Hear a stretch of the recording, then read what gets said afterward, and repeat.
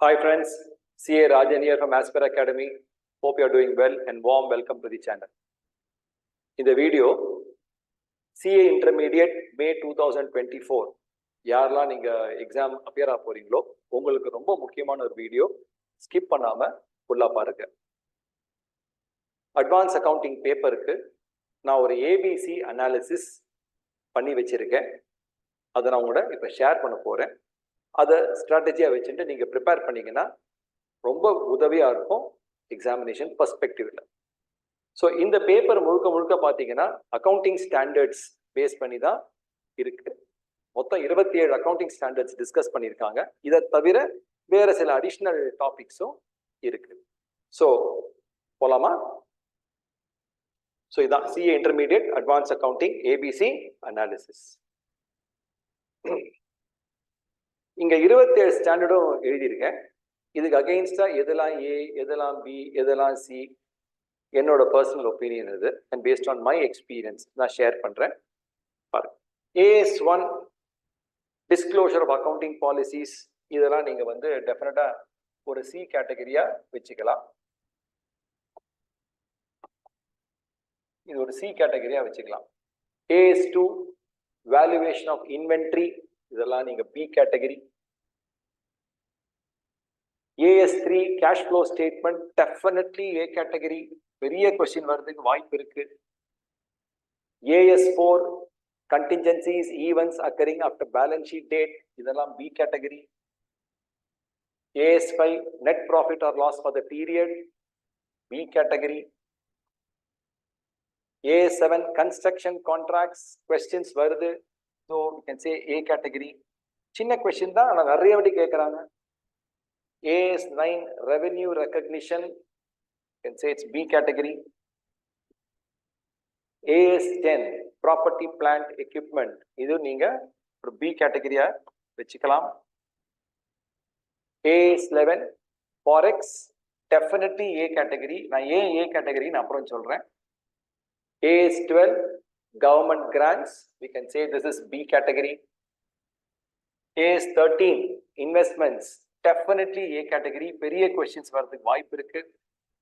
AS14 accounting for amalgamations, very important, A category. AS15 employee benefits, இப்போதான் first time கொண்டு வந்திருக்காங்க. மொத்தமே 28 page தான் இருக்கு. ஸோ அவ்வளோ பெரிய கொஸ்டின் வரதுக்கான வாய்ப்பு இல்லை. இப்போதைக்கு நான் C கேட்டகரி அதை கிளாஸிஃபை பண்ணியிருக்கேன். AS16 borrowing cost, முக்கியமான chapter, A category. AS17 segment reporting, இதெல்லாம் நீங்க C கேட்டகரியா வச்சுக்கலாம். AS18 ரிலேட்டட் பார்ட்டி, இது நீங்க ஒரு C கேட்டகரியா வச்சுக்கலாம். AS19 லீஸ், இது வந்து நீங்க டெஃபினட்டா A கேட்டகரியா வச்சுக்கலாம். AS20 EPS definitely A category.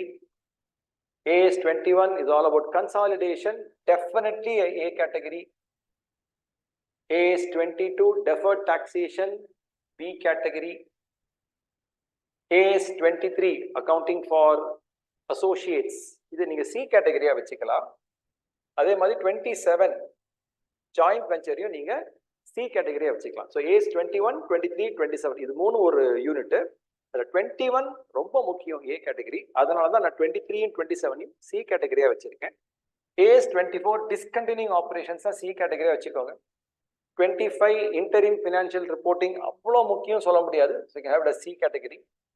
AS26 is intangibles, நம்ம AS10க்கு என்ன வெயிட்டேஜ் கொடுக்குறோமோ அதே வெயிட்டேஜ் தான் இங்கேயும் கொடுக்க போறோம். Very important topic. AS28 impairment, very important topic.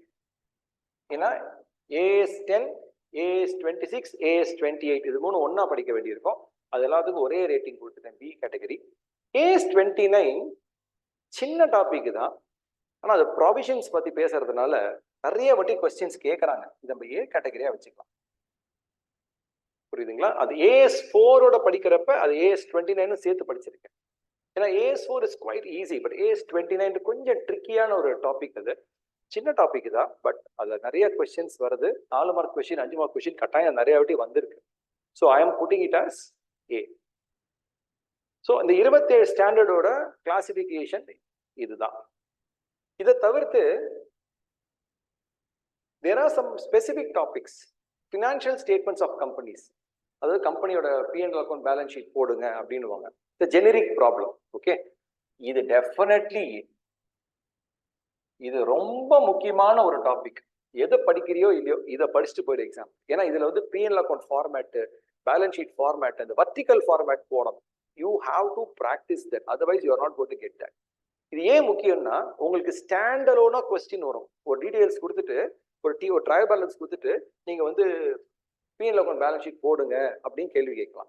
அது மட்டும் இல்ல, இதுக்கு பின்னாடி வர டாபிக்ஸ்லாம் பாருங்க. பைபேக் ஆஃப் செக்யூரிட்டிஸ், இது பர்டிகுலர்லி பி கேட்டகரி தான். ஆனா இது எல்லாத்துக்கும் பேலன்ஸ் ஷீட் ஃபார்மேட் போடவே வரும்.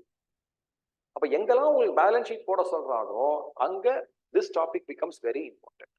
அதே மாதிரி இன்டர்னல் ரீகன்ஸ்ட்ரக்ஷன் ஏ category, branch including foreign branches. உங்களுக்கு ஞாபகம் இருக்கா? நான் பிரான்ச்சுக்கு ஏ கொடுத்தேன், போய் பாருங்க. சாரி, AS11 பாருங்க, ஏ கேட்டகரி கொடுத்துருக்கேன். ஏன் அது கொடுத்தேன்னா இந்த ஃபாரின் பிரான்ச்ன்றது AS11ல கவர் ஆயிடுது. And branch accounting definitely is a category topic. So இந்த ஏ சொன்னது எல்லாமே ரொம்ப முக்கியம். ஓகே, அது அக்கௌண்டிங் ஸ்டாண்டர்ட்ஸ்ல சொன்ன ஏவா இருக்கட்டும், இல்ல அதர் டாபிக்ஸ் சொன்ன ஏவா இருக்கட்டும், அதெல்லாம் நோ காம்ப்ரமைஸ். ஏன்னா இப்ப நீங்க பாத்தீங்கன்னா இந்த அமால்கமேஷன், இன்டர்னல் ரீகன்ஸ்ட்ரக்ஷன், கன்சாலிடேஷன் இதெல்லாம் சொல்லியிருக்கேன் இல்லையா? அது எல்லாத்துக்கும் காமனா வருது இந்த பேலன்ஸ் ஷீட். அந்த P&L account balance sheet format காமனா வரும். ஸோ அதனால இந்த டாபிக்ஸை நீங்க விடவே கூடாது, நிறைய ப்ராக்டிஸ் பண்ணியிருக்கணும். ஸோ இதுதான் என்னோட analysis of the advance accounting paper. I hope it is useful. இதை கொஞ்சம் திங்க் பண்ணி பாருங்க and try to plan your study based on this kind of a classification. Definitely it will be very useful to you. Right? So like பண்ணுங்க, share பண்ணுங்க, subscribe பண்ணுங்க. நிறைய பேர் video பார்க்குறீங்க ஆனா சப்ஸ்கிரிப்ஷன் பண்ண மாட்டீங்க. Please do consider subscribing to this channel. Useful information நான் கொடுத்துட்டே தான் இருப்பேன் உங்களுக்கு. சரியா? ஸோ மீண்டும் இன்னொரு வீடியோ சந்திப்போம். அதுவரை நன்றி, வணக்கம். தேங்க்யூ.